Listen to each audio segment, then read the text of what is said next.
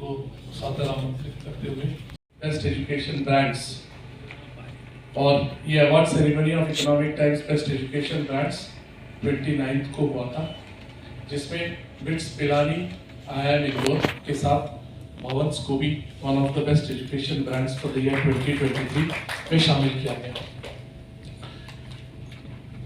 हमारा जो ये प्रेस कॉन्फ्रेंस का बेसिक मुद्दा है वो ये है कि जो 6 बच्चे आप लोग स्टेज पे देख रहे हैं, they have all represented Team India in the International Science and Engineering Fair 2023। इससे पहले कि बच्चे अपना प्रेजेंटेशंस दे, अपने प्रोजेक्ट्स के बारे में कुछ आप लोगों को बीच रखें, मैं थोड़ा ISEF के बता दूं। Indian science and engineering fair एक विश्व का सबसे बड़ा साइंस फेयर स्कूली बच्चों के लिए हर साल आयोजित किया जाता है और इसे आयोजित करता है। और इस फेयर में 170 कंट्रीज से बच्चे अपने साइंस प्रोजेक्ट्स लेके आते हैं।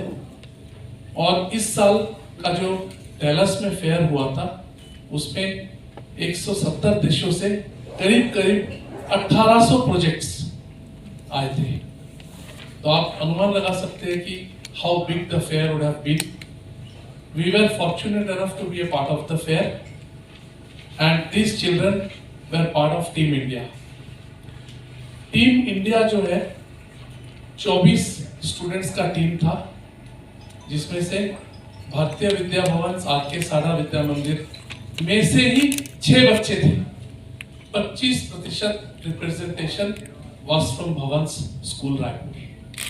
जो वेरियस स्टेप्स है वो ये है कि ISEF का representation only happens through the country. You can not go individually इस फेयर में। इसका representation through the ministry of the respective country ही होता है। और इसका जो ISEF में जाने के लिए जो बच्चों का सिलेक्शन होता है, इसे किया जाता है through a fair which is organised by the department of science and technology, जिसको बोलते हैं IRIS fair. So it is initiative for research and innovation in science. IRIS fair में करीब 3500 प्रोजेक्ट्स जमा होते हैं। Out of 3500 projects 100 projects get selected for the final round। उन 100 में से सिर्फ 20 प्रोजेक्ट जो है वो ISEF के लिए चुना गया था इस साल। ये है basic figures that I am giving you. Iris में टोटल 3500 प्रोजेक्ट्स जमा हुए थे स्टेज 1 में। उनमें से शॉर्टलिस्ट करके 100 projects were shortlisted for the finals. Out of 100, 20 projects were selected to represent Team India, to represent India at the ISEF। उन 20 projects में से भवंस रायपुर के 3 projects थे और each project had 2 children। That is how 6 children went as part of Team India to the ISEF 2023। हमारे देश के history में शायद कभी भी ऐसा हुआ हो कि एक ही स्कूल से 6 बच्चे एक साल में ISEF में रिप्रेजेंट किया हो। And that is the reason we decided to, do this press conference so that information goes. Normally, ISEF, IRIS, ये सब information is very rare. So that is why the information should go कि how the selection process happens. अब 170 देश, 1800 projects. इसके बीच में भी हमारे team India one 4 awards और 4 अवार्ड्स में से 3 अवार्ड भवंस के ही बच्चे टीम इंडिया को दिलाए। That was another factor. और ये जो 3 अवार्ड्स भवंस के बच्चे लाए, they will tell you specifically more about the projects and about the awards and they will also brief you projects क्या था, कैसे मानवता को projects will influence and what is the future line of the projects. Before the children take over, I would also like to mention that in सब projects के पीछे जो school का मेंटर है Mr. Sushil Kumar Pandey. He is the man behind all the projects that happen. He is the man who guides the children to do whatever they have done and to go wherever they have reached. So with these words, I think I'll hand over the mic. So सबसे पहले हम सुनेंगे the only girls team from Team India, that is they are sitting at the end, Vanshika and Soumya, जो कि जब project शुरू किए थे क्लास 8 में थे, उनका प्रोजेक्ट डेवलप किया. The project first tested in multiple places. IIIT में प्राइज लेके आए, IIT मुंबई में प्राइज लेके आए, IIT गुवाहाटी में प्राइज लेके आए, multiple places. All these projects have gone. So these the two girls at the end, Soumya and Vanshika, theirs was the only girls team in Team India. और इनका project का नाम था Ovidrome Sketch. So Jha and Ishan, they were the youngest children from Team India, only in class 9th. And their project has also gone to multiple places. और सबसे senior most team दो बच्चे हमारे class 12th के, जिनका project पिछले 3 साल से we are observing their project grow, and Sneha and Vinit, they are in class 12. So before, let's give it to the children, ताकि आप थोड़ा प्रोजेक्ट के बारे में समझें और ये लोग क्या काम कर रहे हैं and how it benefits humanity, थोड़ा बच्चों से भी सुने. So मेरा नाम सौम्या अग्रवाल है and मैं वंशिका डगानिया और हम क्लास 11th ग्रेडर्स हैं एज ऑफ नाउ. हमारे प्रोजेक्ट का नाम है ओविड्रोम स्केच, जो एक बायोसेंसर है for the detection of polycystic ovarian syndrome. तो बिफोर हम जाएं कि सोल्यूशन क्या था जो हमने बनाया था, हम पहले ये देखते हैं कि प्रॉब्लम क्या थी. सो PCOS, also known as polycystic ovarian syndrome, is a hormonal disorder that affects women of reproductive age. चूंकि ये एक रिप्रोडक्टिव एज एसोसिएटेड प्रॉब्लम है और स्पेसिफिकली विमेन से एसोसिएटेड है, इसलिए लोग जल्दी से इसके बारे में बात नहीं करते हैं. पर होता ये है कि 1 in every 10 women of the world is currently suffering from this problem, and out of that we find कि 50% जो women होती हैं, यानी कि 50% महिलाएं आज भी उससे अनडायग्नोस्ड हैं. अब इसको अनडायग्नोज करने से होता ये है कि in the later stages it develops into cardiovascular diseases, strokes और even cancers. 1/3 of the women they also lose their lives because of suffering from the endometrial cancer. And इसी प्रॉब्लम को केटर करने के लिए हमने बनाया एक बायोसेंसर, जो कि एक पेपर बेस्ड स्ट्रिप है जो यूरिन सैंपल को यूटिलाइज करके ये बता सकता है कि महिलाएं PCOS पॉजिटिव है या नहीं. तो अगर स्ट्रिप पे 3 लाइन रेड कलर की लाइन दिखाई दे रही है, इसका मतलब है PCOS नेगेटिव हो, आपको PCOS नहीं है. और अगर 3 रेड लाइंस नहीं दिखा रही है, इसका मतलब है PCOS पॉजिटिव हो. सो ये कलर चेंज की मदद से कितनी आसानी से हम घर बैठे बैठे ये पता कर सकते हैं कि PCOS है या नहीं हमें. एंड सबसे इम्पोर्टेंट चीज़ जो हम इस सोल्यूशन के थ्रू केटर कर रहे हैं वो है जो गैप है इस प्रॉब्लम को रिलेटेड. अक्सर इस प्रॉब्लम को बताने में महिलाएं बहुत झिझकती हैं एंड मार्केट में अभी भी उतने अच्छे टूल्स नहीं हैं इसे आसानी से पता करने के लिए. एक महिला को कितने सारे टेस्ट करवाने पड़ते हैं, कितने सारे पैसे खर्च करने पड़ते हैं इसे पता करने के लिए कि उन्हें PCOS है या नहीं. और यही चीज़ हम लाना चाह रहे हैं कि हम वो गैप को ब्रिज कर सकें और जो महिलाओं से संबंधित उनकी फेमिनिटी को इफेक्ट करता है, उनके कॉन्फिडेंस को लो करता है, उसे हम केटर कर सकें. सबसे बहुत इम्पोर्टेंट अवार्ड है 3rd grand award at Regeneron on ISAF 2023. हमने society for science community innovation award भी जीता इसी प्रोजेक्ट को रिलेटेड. एंड इन सबके पीछे सबसे इम्पोर्टेंट सपोर्ट सिस्टम जिन्होंने हमारा बैक हमेशा रखा, इस प्रोजेक्ट को आज जहाँ है वहाँ पहुँचाया, वो हमारा स्कूल था. Specially principal sir and Sushil sir जो एवरी स्टेप पे हमारे सपोर्ट रहे हैं. जहाँ पे भी वो लैग नज़र आया कि हमें मुश्किल हो रही है, हमेशा हमारा स्कूल हमारे साथ खड़ा रहा. तो आई थिंक आज जो हमारी विक्ट्री है वो सिर्फ हमारी नहीं, हमारे स्कूल की भी है. सो मैं सबको थैंक यू बोलना चाहती हूँ और ये हमारा प्रोजेक्ट है. Thank you. At the end बस चलो एक काम करते हैं, आज इस प्रॉब्लम के बारे में डिस्कस करते हैं, लोगों को, महिलाओं को हेल्प करते हैं with this solution to make their lives better. Thank you. So, greetings of the day to one and all present here. I am Ishan Chaudhary and I am Aditya Kumar Jha. And today we'll be talking about our project, the steps that we took to take our project to the next level, the future prospects of our project and the achievements belonging to it. So to begin, हमने अपने research को start करते वक्त हमें इतनी सारी problems है, हमें एक कोई बहुत स्पेसिफिक और बहुत प्रिवलेंट प्रॉब्लम का तलाश था। तो हमें टाइम्स ऑफ इंडिया के न्यूज़पेपर में एक आर्टिकल हमने रीड किया which was about a deadly disease, a chronic liver stage 1 disease that is called non-alcoholic fatty liver disease. So ये disease, the gravitas of this disease was an inspiration for us, which inspired us to work upon this project. So to begin with, NFLD non-alcoholic fatty liver disease, इसे हम एक silent disease भी कहते हैं क्योंकि ये asymptomatic है। जैसे हमने कोरोना के दौरान देखा कि हमें सिम्टम्स जल्दी नहीं दिखते हैं, बट इसका ये मतलब नहीं है कि कोई इंसान कोविड पॉजिटिव नहीं हो सकता। सेम कंडीशन इस डिजीज के साथ भी है। तो ये डिजीज बेसिकली जो हमारे लिवर सेल्स होते हैं उसमें ट्राइग्लिसराइड्स के एक्सेसिव एक्यूमुलेशन से होता है। और अभी जो हमारे पास डायग्नोस्टिक्स हैं, जो ट्रेडिशनल डायग्नोस्टिक्स हैं, जैसे ब्लड टेस्ट, इमेजिंग टेक्निक्स जैसे एमआरआई, सीटी स्कैन वगैरह, ये उतनी एफिशिएंट नहीं है। और जहाँ तक हम बात कर रहे हैं इसके गोल्ड स्टैंडर्ड की, जो है लिवर बायोप्सी, सो उसमें आपके लिवर टिश्यू के पीस को लेते हैं एंड देन वी टेस्ट।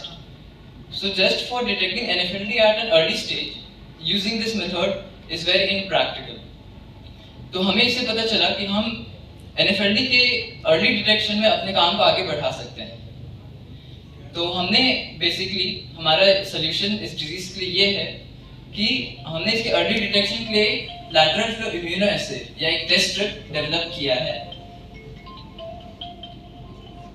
सबसे पहले जो at multiple science fairs throughout this time period, जिसमें से हम लोग की जो पहली अचीवमेंट थी that was at INSEF Regional Fair 2022 जो कि नवंबर में हुआ था। We were the gold medalist at INSEF Regionals, जिसकी वजह से हम INSEF Nationals के लिए क्वालिफाई किए थे ऑटोमेटिकली। सेकेंडली हम लोग IRIS नेशनल फेयर के टॉप 95 प्रोजेक्ट्स में शॉर्टलिस्टेड थे। और just for your information, IRIS का acceptance rate is just 2.71%, taking account इस साल जितने प्रोजेक्ट्स ने अप्लाई किया था। थर्डली हम लोग ने IIT बॉम्बे के टेक फेस्ट को भी अटेंड किया, जो कि 16 to 18 दिसंबर कंडक्ट हुआ था IIT बॉम्बे के कैंपस पे, और हमें इनवाइट किया गया था क्योंकि हम लोग young innovator tech fest zonals के सेकंड रनर अप थे यंग इनोवेटर चैलेंज में। आगे बढ़ते हुए हम लोग को टाइम्स ऑफ इंडिया में भी फीचर किया गया है IIT नया रायपुर के सीनियर कैटेगरी के गोल्ड मेडल जीतने के लिए, और हम लोग ने वहाँ पे भी गोल्ड मेडल जीता हमारी कैटेगरी में, जो कि 9th to 12th ग्रेडर्स के लिए थी। देन जिसकी वजह से हम ISEF गए, we won the grand award at IRIS national fair, and हम लोग बायोकेमिस्ट्री के ओनली प्रोजेक्ट थे जो कि ISEF टीम इंडिया को प्रेजेंट करने जा रहे थे। मूविंग फर्दर हम लोग INSEF नेशनल्स के लिए गए, जो कि राजकोट गुजरात में हुआ था जनवरी 30 को।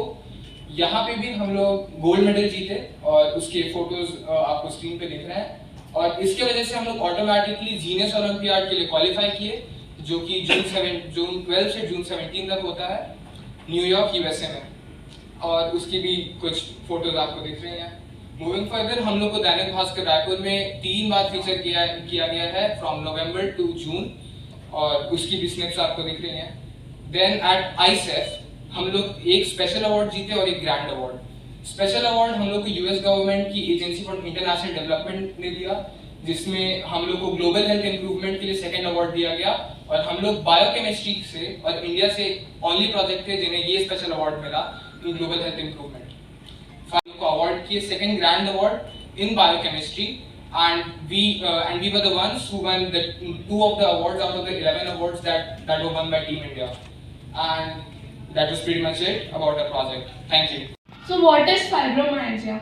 So basically fibromyalgia is a kind of disease which is a complex chronic disorder which is characterized by widespread body pain in your fibrous and muscular tissues. It affects an individual physiologically, mentally and socially. So as per the global prevalence, it has 8%, and the Indian prevalence, reported prevalence is lower at 0.5% to 2%.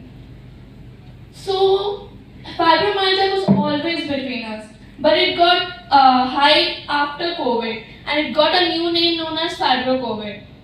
So the current diagnostic system for fibromyalgia is the differential diagnosis. So the problem with this diagnostic system is that if you go to the doctor does your test with all the muscular atrophies, and if the result is negative, then that pain is considered as fibromyalgia. So this test is highly expensive, does not have any medical benefits because it does not give significant results and takes a long time to detect fibromyalgia. And moreover, there is no clinical etiology related to fibromyalgia, due to which there is a lack of risk factors. तो इन सोचा कि हम एक positive test develop करते हैं जो patient के demographics को एनालाइज करके प्रिडिक्ट करे कि आपको फाइब्रोमाइल्जिया हो सकता है कि नहीं। तो सबसे बड़ा फैक्टर हमारे लिए यही था कि फाइब्रोमाइल्जिया के जो स्टोर डेटा होता है, जैसे हम रेट्रोस्पेक्टिव डेटा बोलते हैं क्लिनिकल टर्म्स में, वो कहीं पे भी अवेलेबल नहीं था जिस फीचर्स को हम केटर करना चाह रहे थे। इसीलिए हमने पेशेंट डेटा कलेक्शन चालू किया, जिसमें हमने बहुत सारे जगह से डेटा लिया। तो हमारे पास 3000 प्लस डेटा पॉइंट्स थे जिसको हमने एनालाइज किया यूजिंग वेरियस स्टैटिस्टिकल मेथड्स, जिसका नाम है जैसे chi-square टेस्ट एंड क्रेमर्स-ली मेथड, जिससे हमने कोरिलेशन और कॉजेशन की मदद से ये आइडेंटिफाई किया कि कौन कौन से ऐसे रिस्क फैक्टर्स हैं जो किसी भी इंसान को पोटेंशियली अफेक्ट कर सकते हैं फाइब्रोमाइल्जिया डेवलपमेंट या प्रोग्रेशन के लिए। तो इससे हमने रिस्क फैक्टर्स को एनालाइज किया, जिससे हमने एक रिस्क असेसमेंट मॉडल बनाया in the form of a web application. उस वेब एप्लीकेशन में बहुत सारे क्वेश्चंस हैं जो आपकी क्लिनिकल हिस्ट्री और सोशल डेमोग्राफिक्स को एज ए इनपुट लेते हैं। आपने अब जब उस क्वेश्चंस पे अपने इनपुट दिए, उसके बाद एक मशीन लर्निंग मॉडल रन होता है जो ये एनालाइज करता है कि आपके लाइफस्टाइल और दिनचर्या के एक्टिविटीज की वजह से आपको फाइब्रोमाइल्जिया हो सकता है कि नहीं। और उसके बाद जितने भी पॉजिटिव सिलेक्शंस आपने उस रिस्क फैक्टर्स के लिए दिए हैं, तो मैथमेटिकली हम लोग रिस्क स्कोर की वजह से, इसकी मदद से हम लोग एक पर्सन का जो यूजर है हमारे वेब ऐप का रिस्क कैलकुलेट करते हैं, और हम लोग नेक्स्ट रिजल्ट पेज पे उसे डेवलप करते हैं कि आपको कितना रिस्क है फाइब्रोमाइल्जिया के, उसको क्लासिफाई भी करते हैं into low risk, moderate risk and high risk, and depending on the risk type you are suggested the further course of action. Segment को जिसके लिए आपने ये प्रोजेक्ट तैयार किया। सर, तो अगर आइडिया ओरिजिनेशन की बात करते हैं हम, तो it all started because of our teacher. Like हमने देखा था कि हमारे एक टीचर को भी इससे काफ़ी कुछ प्रॉब्लम्स हो गई थी, उनके ओवरीज को निकालना पड़ गया था। बिसाइड्स ये भी हुआ था कि अभी की प्रेजेंट डे सिचुएशन में इवन टीनेज गर्ल्स को भी ये इशू हो रहा है, एंड उसके कारण वो फेशियल हेयर वगैरह होना, उनको सोशल एक्सक्लूजन मिलना, तो ये सब काफ़ी चीज़ें ऐसी थी जो बहुत ऊपर आ रही हैं। एंड इसका एक मेजर कॉस्ट फैक्टर ये होता है कि आपको स्ट्रेस के कारण भी ये इशू होता है। तो अभी की डेट पे हम इतने कंपटीशन में घुसे हुए हैं कि हम सिर्फ स्ट्रेस लेना जानते हैं, बाकी कुछ होता नहीं है। कि हाँ, चूँकि ये बहुत ज़्यादा प्रेवलेंट है, तो क्यों ना हम इसका एक ऐसा सोल्यूशन दें जो ज़्यादा करके ईजी भी हो और ज़्यादा करके एक्सेसिबल भी हो, तो इंश्योर कि ये लार्जर पॉपुलेशन को रिच कर सके, जैसा आपने कहा था अभी। तो उसके लिए we are organising certain campaigns as well, जिससे कि हम मतलब बेहतर तरीके से लोगों तक ये मैसेज पहुंचा सके कि हाँ, ये एक बीमारी भी है जो आज की डेट में 30% भारतीयों को पता भी नहीं है। तो हम ये चाहते हैं कि पहले तो हम इंफॉर्मेशन स्प्रेड करें, उसके बाद हम एडवर्टाइजमेंट्स वगैरह के थ्रू ये बता सकें कि हाँ, हमने भी कुछ लेके आया है जो आपकी ज़िंदगियों को बेहतर बना सकता है, और एक ऐसा सोल्यूशन है जो ईजी टू यूज़ है। कि इसकी एक्सेसिबिलिटी कैसे बढ़ा सकते हैं। सो पहले तो अभी हम ये देखेंगे कि हम अपनी टेस्टिंग जोन को कितना बढ़ा सके, ज़्यादा से ज़्यादा टेस्ट करके इससे अवेयरनेस भी फैलेगी, एज वेल एज जो हमारे टेस्टिंग है वो हम ज़्यादा से ज़्यादा लोगों पे कर पाएंगे। एंड सेकंड स्टेप हमारा होगा कि इसको मार्केट में कैसे लाया जा सकता है, बिकॉज वही मेन गोल है। स्ट्रिप का कोई मतलब नहीं होगा अगर यूज़र उसे यूज़ नहीं कर पाएगा। तो उसके लिए हम इस स्ट्रिप को एज अ प्रोडक्ट भी लाना चाहते हैं, क्योंकि ये जो स्ट्रिप है इसकी कॉस्टिंग बहुत कम होगी, 80 से 100 रुपीज़ के बीच में इसकी कॉस्टिंग जाती है। एंड ये इसके मास प्रोडक्शन और फैब्रिकेशन के बाद इसका कॉस्ट और कम किया जा सकता है। तो उसके मास प्रोडक्शन पे एज वेल एज टेस्टिंग बढ़ाने पे हम ज़्यादा फोकस करेंगे हमारे फ्यूचर में। सो पेटेंट पोस्ट पे आ रही है